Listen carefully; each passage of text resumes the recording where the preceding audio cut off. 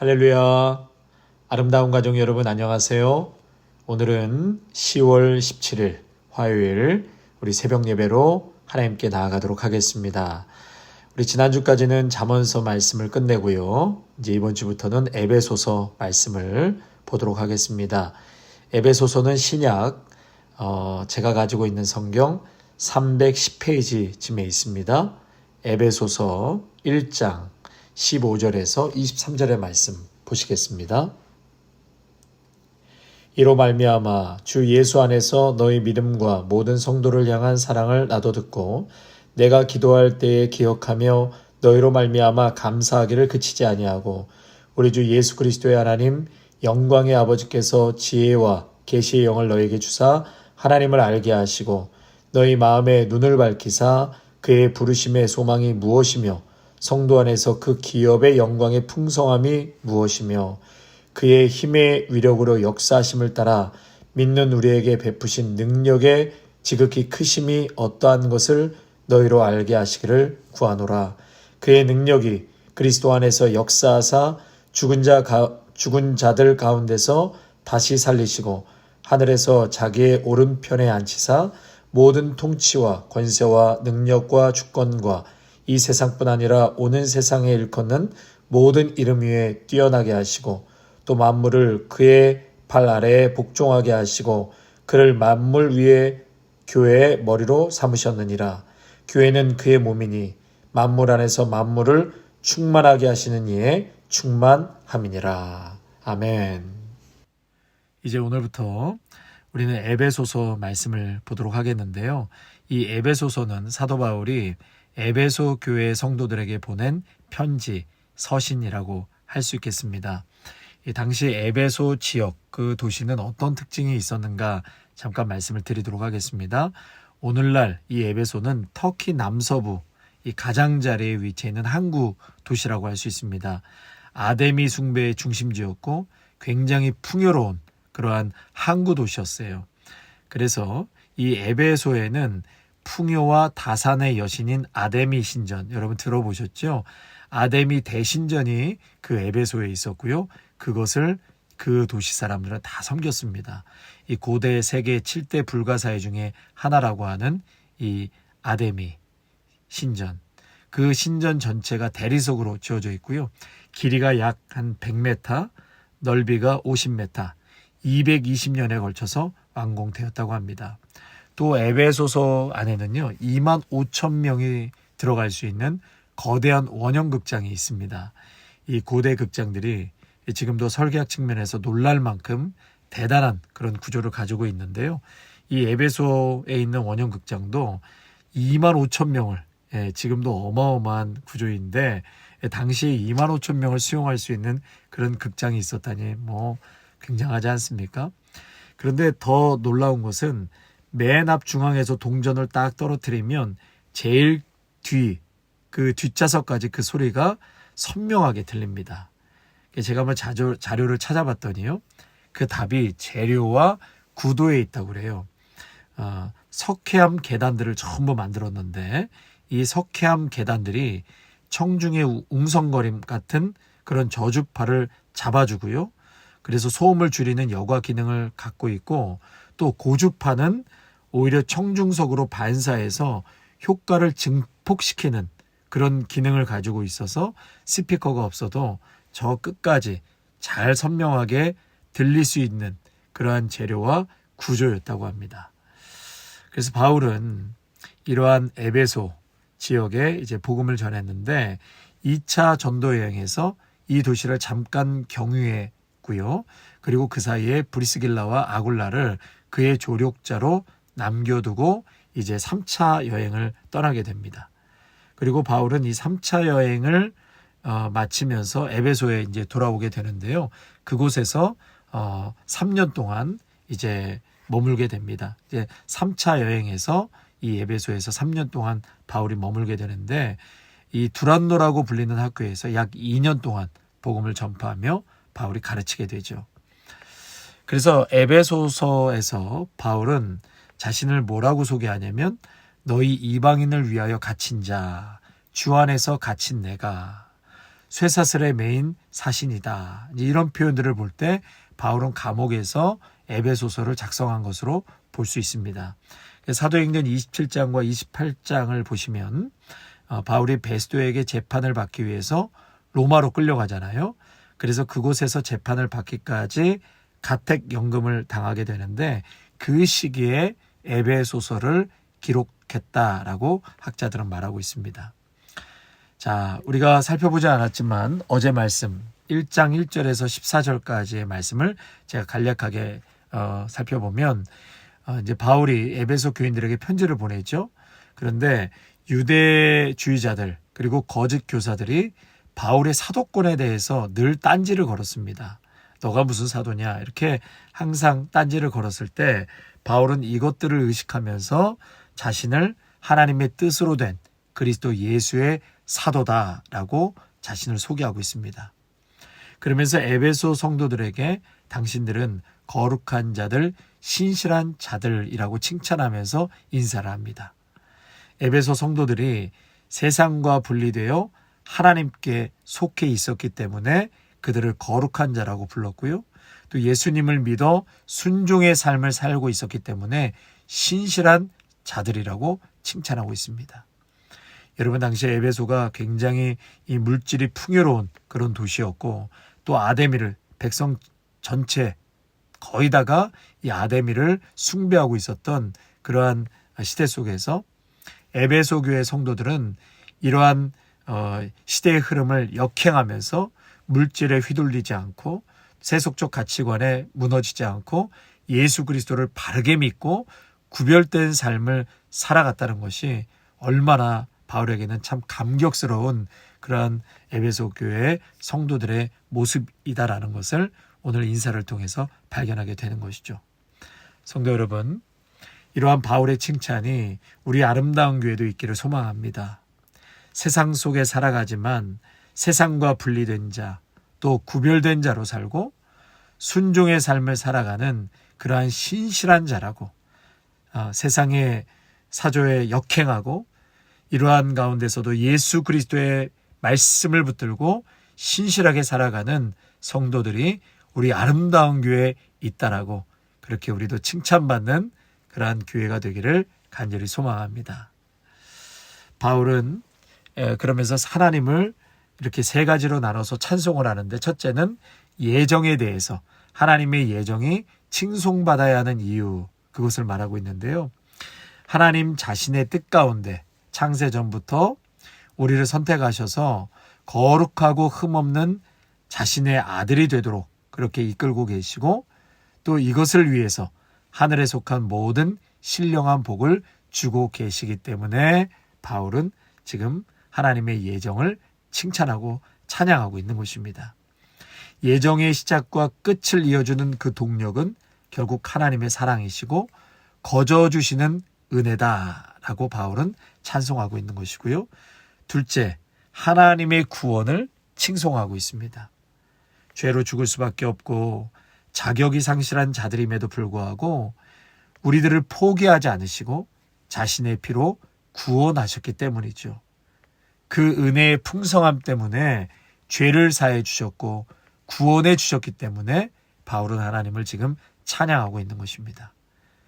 그리고 창조 후에 오래 감추어졌던 그 비밀도 이제 마침내 드러내시는데 결국은 예수님의 부활, 승천, 재림을 통해서 세상의 회복까지 성취하신다라고 말씀합니다.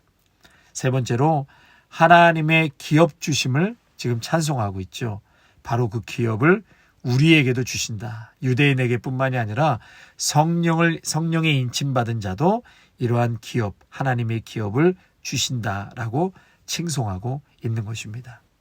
이제 오늘 본문 말씀 15절에서 23절의 말씀인데요. 바울은 교회에 대해서 매우 강조를 하고 있습니다. 교회가 과연 무엇인가?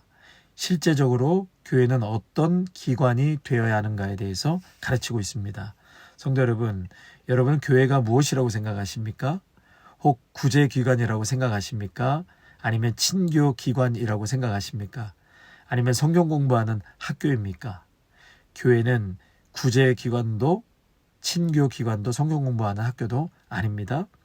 바울은 교회가 그리스도의 몸이 되었다는 그러한 신비로운 진리를 이 에베소와 그 주변 지역 교회의 성도들이 깨닫기를 원하며 오늘 말씀을 하고 있습니다. 바울은 이제 15절에서 19절에 에베소에서 2년을 머물면서 큰 사역의 열매를 거두었습니다. 사도행전 19장에서 이제 말씀하고 있는데요. 여기서 바울은 너희 믿음과 사랑에 대한 소식을 내가 들었다.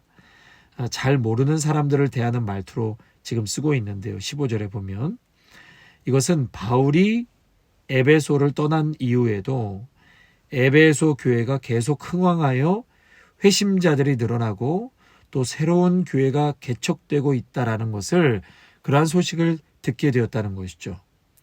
그래서 바울에게서 직접 복음을 들었던 에베소의 성도들은 이제 교회의 일꾼과 지도자가 되어서 그들은 바울이 그 초신자와 새로 개척된 교회들을 가르치기를 바랬다는 것입니다. 그래서 바울은 에베소의 초신자들이 받은 그 구원의 은혜가 얼마나 큰가, 즉 그 크기를 깨닫기를 원하고 있습니다. 성도 여러분, 우리 아름다운 교회 성도님들도 정말 이 에베소 교회 성도들처럼 교회의 일꾼과 지도자가 되고 또 예수 그리스도의 영으로 충만하여서 그래서 계속해서 우리 아름다운 교회도 흥왕하고 회심자들이 늘어나고 또 세례를 많이 주는 그러한 교회가 되기를 간절히 소망합니다. 자, 그래서 바울은 그들이 이제 일꾼과 지도자가 되고 새로 개척한 교회에서 가르치기를 간절히 바랬습니다. 그래서 바울은 이렇게 갓 신앙을 가진 자들이 죄사함과 구원, 또 영원한 생명에 대해서 배우긴 했지만 그 은혜가 얼마나 풍성하고 그 능력이 얼마나 큰지 아직 깨닫지 못했으리라 그렇게 생각을 했던 것입니다. 18절과 19절 말씀에 그렇게 말씀하고 있죠. 그래서 바울은 그들이 이제 지혜와 계시의 영을 받고 또 마음의 눈이 밝아지기를 17절에서 18절에서 그렇게 기도하고 있죠. 하나님이 베풀어 주신 사랑을 안다고는 하면서도 그것이 얼마나 크고 놀라운 것인지를 깨닫지 못하면 결코 거룩한 백성으로 이 세상에 살아갈 수 없다는 것입니다. 여러분, 우리가 지혜의 영, 또 계시의 영, 마음의 영안이 열려져야지만 우리의 믿음이 삶의 현장에서 그 능력이 나타나는 것입니다. 여러분, 믿는 자들이 얼마나 많이 싸웁니까? 믿음이 있어서 그 믿음 때문에 이스라엘과 지금 하마스가 저렇게 싸우고 있는 것 아닙니까? 여러분, 도대체 어떤 믿음이길래 저렇게 서로를 죽이면서 싸우는 것입니까? 여러분, 믿음이 있어도 그 안에 영안이 열리지 않고 또 계시의 영을 받지 못하면 사랑이 없는 것이죠. 여러분, 그래서 우리가 그 사랑을 안다면 이 땅 가운데서 정말 거룩한 백성으로 그렇게 이웃을 사랑하고 하나님의 나라를 드러내며 살아가는 능력 있는 그리스도인이 될 줄로 믿습니다. 찬송가 가사에 그 크신 하나님의 사랑 말로 다 형용 못하네. 여러분, 우리에게 주어진 구원의 은혜, 사람이 말로 표현할 수 없을 정도로 크고 가슴 벅찬 것입니다. 하나님이 우리에게 그 은혜의 크기를 깨닫게 해 주시기를 간절히 바라면서 여러분 그것을 사모하시기를 바랍니다. 계속해서 20절과 23절에 바울은 그리스도께서 부활과 승천을 통해 세상의 모든 권세를 다스리는 통치자가 되셨다라는 것을 강조하고 있죠. 그래서 세상 만물은 그 발 아래 복종하고 있다. 또한 그 통치권은 이 세상뿐만 아니라 오는 세상, 앞으로 올 세상에도 그 통치권이 부여되고 있다라고 말씀하고 있죠. 그리고 이 교회는 예수 그리스도께서 세상을 통치하기 위한 기구로 세우셨다라고 22절과 23절에서 말씀하고 있습니다. 그래서 교회가 예수님의 몸이라는 말은 예수님이 그 권세를 발휘하기 위한 손과 발의 역할을 그 교회가 감당한다는 뜻이죠. 예수님은 저 하늘에서만 통치하는 분이 아니라 재림 이후에만 통치하는 분이 아니라 지금 현재 이 땅에서 이 땅의 교회들을 통해서 통치하고 계신다는 사실입니다. 그러므로 성도 여러분, 교회를 조롱하고 여러 가지 문제가 많이 있다 할지라도 여전히 이 세상에서의 소망 그리고 예수님의 그 통치는 여전히 그 교회를 통해서 이 땅에 이루어지고 있다는 것을 여러분 꼭 기억하시기 바랍니다. 여전히 이 땅의 소망은 교회인 것입니다. 교회가 있기 때문에 이 땅에 아직도 극악무도한 타락으로 빠지지 않고 소망의 줄을 교회가 갖고 있기 때문에 하나님은 교회를 통해서도 오늘도 이 세상을 구원하시고 이 세상을 회복시켜 나갈 것입니다. 아멘. 그래서 그 역할을 교회가 감당한다는 것이죠. 또 만물 안에서 만물을 충만케 하시는 이니 곧 하나님 성령을 의미하고 있습니다. 23절 그분이 교회 안에 충만히 계시기 때문에 성령을 통해서 교회 안에 충만히 계시기 때문에 교회가 하는 일은 곧 하나님이 하시는 일이다.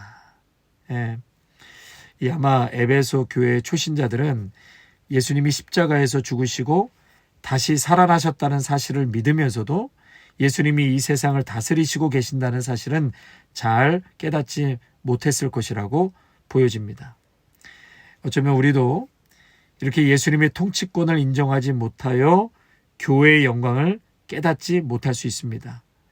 하지만 복음을 우리가 바르게 이해한다면 예수님이야말로 세상을 통치하시는 왕이시고 교회는 예수님의 손과 발로서 그 왕권을 이 땅 가운데 이뤄가는 공동체임을 깨달아야 할 것입니다. 교회에 주어진 이 영광스러운 사명을 온전히 깨닫기를 소망합니다. 여러분 그래서 23절에 끝으로 교회는 그리스도의 몸인 것입니다. 그리스도께서 계셔서 교회인 것입니다. 교회에 나오는 사람은 교회에 속하는 사람은 시간 그래서 그리스도를 만나야 합니다. 가장 중요한 것은 나의 영이 주님을 만나야 하고 그리스도를 만나야 하는 거예요. 우리가 눈으로는 그리스도를 보지 못하지만 영으로는 그리스도를 볼 수 있습니다. 아멘. 따라서 부흥하는 교회라면 마땅히 교인들이 나와서 더 밝게, 더 선명하게 그리스도를 만날 수 있어야 합니다. 여러분 그리스도가 보이셔야 합니다. 그리스도가 안 보인다면 그 교회는 아무 의미도 없는 단순한 모임에 불과한 것이죠. 여러분 교회를 영어로 church라고 하죠. church. 히브리어로는 큐리아코스라고 하는데요. 이 큐리아코스에서 유래된 말이 church입니다. 그 뜻은 주님께 속했다. 주님께 속했다. 이것이 라틴어와 독일어를 거쳐서 church로 변화한 것입니다. 그래서 보네퍼 목사님은요. 교회를 이렇게 정의 내렸습니다. 그리스도의 현존이다. 교회는 그리스도의 현존이다. 예수님은 오늘도 이 교회라는 공동체 가운데 현존하십니다. 만물 위에 계시고 만물을 다스리고 계시고 또 만유를 충만케 하시는 그 충만의 능력으로 현존하시는 분이 바로 예수님이시고 그 충만하신 예수님이 바로 교회 안에 임재하고 계시다는 사실입니다. 사랑하는 성도 여러분, 오늘 내가 그리스도의 왕권을 얼마나 피부로 느끼며 살아가고 계십니까? 그리스도께서 다스리시고 나는 그리스도께 순종하고 그 놀라운 왕권 앞에 내가 온유하게 겸손하게 살아가고 있습니까? 그 능력과 권세를 순간순간 느끼며 살아가고 있습니까? 여러분 이것을 깨달아야 합니다. 우리가 수십 년 믿음 생활했다면 반드시 이 고백과 이 주님의 임재 안에 오늘도 우리가 느끼고 깨닫고 그리고 살아가야 하는 것입니다. 그리스도를 나의 주로 모시고 그리스도를 나의 왕으로 섬기는 것이 바로 그리스도인인 것입니다. 하나님, 그리스도는 교회의 몸이라고 말씀하셨습니다. 우리는 그분의 손과 발이 되어서 오늘도 교회를 통해서 여전히 실망하고 낙심하고 소망이 없는 이 어두운 세상 가운데 빛이 되게 하시고 길이 되게 하시고 소망이 되게 하여 주시옵소서. 오늘도 예수 믿는 우리가 먼저 변화되게 하시고 거룩하고 신실한 삶이 되게 하여 주셔서 이 땅 가운데 예수 믿지 않는 수많은 사람들이 우리 믿음의 성도들을 통하여서 살아계신 예수님을 볼 수 있도록 오늘도 이 땅 가운데서 주님을 사랑할 뿐만 아니라 신실하고 거룩하게 정직하게 살아가는 믿음의 사람들 되게 하시고 또한 이웃을 사랑할 수 있는 정말 그 충만한 사랑의 화신으로 살아갈 수 있도록 인도하여 주시옵소서. 예수님의 이름으로 기도하옵나이다. 아멘.